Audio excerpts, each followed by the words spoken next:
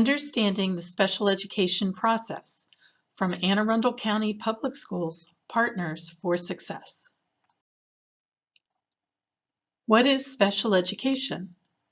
Special education is defined in the Individuals with Disabilities Education Act, the IDEA, as instruction that is specially designed to meet the unique needs of children who have disabilities. The world of special education can be difficult to navigate.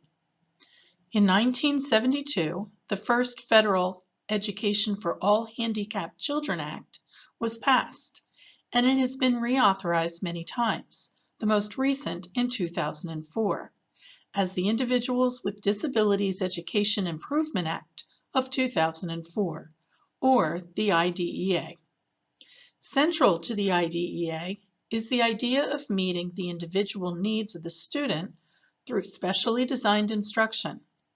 Specially designed instruction, SDI, is adapting the content, methodology, or delivery of instruction to address the unique needs of the child that result from the child's disability. Key concepts in the IDEA are the provision of a free, appropriate public education, or FAPE, in the least restrictive environment, meaning with non-disabled peers to the extent possible. What is an IEP? An Individualized Education Program, or IEP, is a roadmap to your child's education. It is revised at least annually based on your child's progress over the past year and aligns with grade level standards. A family or staff member may always request that an IEP team meeting happen more frequently than once a year. There are many parts to an IEP, and it can be complicated. However, parents are equal members of an IEP team and should always ask questions, provide input, give suggestions, make requests, and advocate for what they think their child needs as part of their educational plan. Does my child need an IEP? There are many ways your child may be supported if you have concerns about their learning.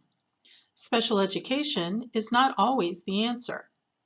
Work with your child's teacher first. Contact the specialist in your child's school, and work with the administrator. There are processes at the school level, such as collaborative decision-making, educational management team, and other problem-solving processes where teams will review data and implement interventions for academics and/or behavior. There are also other strategies and plans that may be put in place that can address your concerns. Whatever happens, data will be involved and reviewed before moving on to next steps. How do I start the referral process? Federal and state regulations require that there be a written referral to begin the special education process. That referral may come from a staff member or a parent or guardian. Under federal and state law, those are the only two parties that can initiate a referral to begin the special education process. Put your request in writing to the staff at your child's school, to the principal, counselor, or teacher. It can be as simple as, I request that my child be evaluated for special education. This is an example of a parent email expressing concern and requesting evaluation.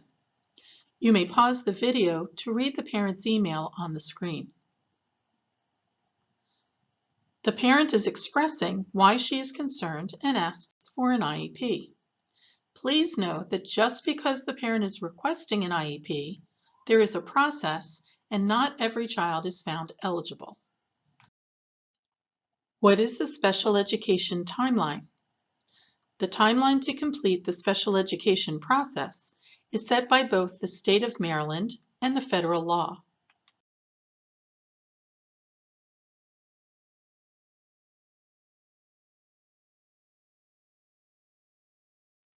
The IEP process timeline.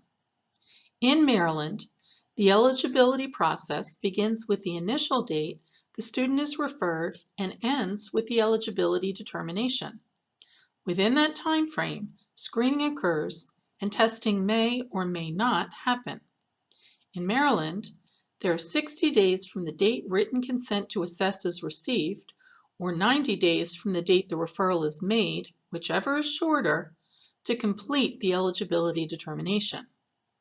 If the student is found eligible, there are 30 additional days to develop an initial IEP. In Maryland, parental consent is needed only for the initial IEP. After that, no consent is needed when the IEP is revised. Who is on the IEP team? The designee is the person who can commit the resources of the school system. In other words, if the team decides the student should have specific services, the designee basically approves that they will be provided. There must be a general educator of the child and a special educator or speech-language pathologist, depending on the student's needs. Other staff members will be there depending on the type of meeting and the needs of the student. The child is invited to every IEP meeting once they turn 14. They are welcome to attend if the family thinks it is appropriate at any time. The family or school may invite others who have knowledge of the student as appropriate. IEP determination. In order to be found eligible for special education services, 3 prongs must be met. First, the student must be identified under one of the 14 educational eligibility codes. There must be adverse educational impact in the school setting, and the student must require specialized instruction, which was defined as modification to the curriculum, method, or delivery of instruction in order to access and progress in the curriculum. If an IEP is warranted, the IEP team will work together to develop the student's individualized program. Will this label my child? Special education is not a label. Special education is a set of services that will help your child to access and progress in the curriculum. Confidentiality is a material component of the IDEA. School staff are not permitted to share any information about your child with anyone outside of the school system without your permission. Additionally, your child will be reevaluated for continued eligibility at least every 3 years. If your child is no longer eligible for services, they will be dismissed.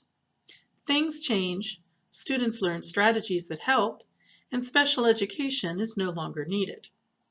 Special education will not stop your child from reaching their goals.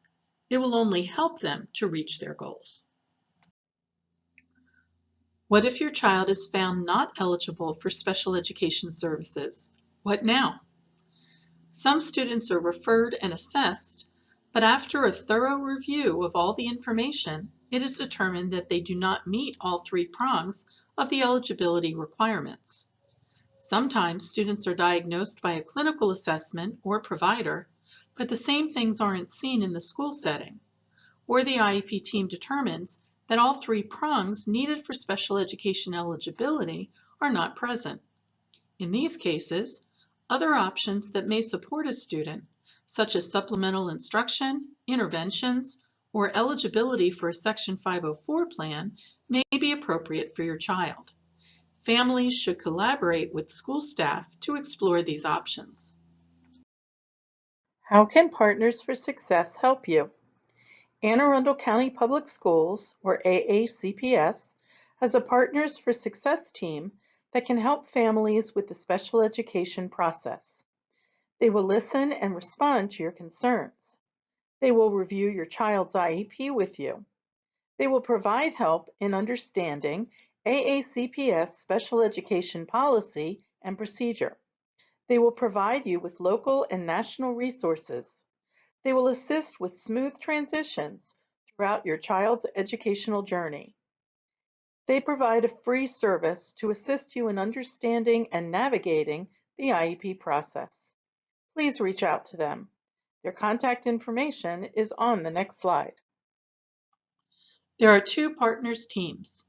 For the Chesapeake, North County, Northeast, Old Mill, Meade, and Arundel High School feeders, the partners are Aretha Perry and Catherine Tolman. For the Annapolis, Glen Burnie, Broadneck, Severna Park, Crofton, South River, and Southern High School feeders, the partner is Leanne Carmona. The Partners for Success office is located at the Point Pleasant Resource Center at 1450 Furnace Avenue in Glen Burnie. For additional resources, visit aacps.com, Academics tab, Special Education link, and click on Parent Resources. Or click on the Resources tab located with this video on Family Academy in your Brightspace Navigating AACPS Resources course.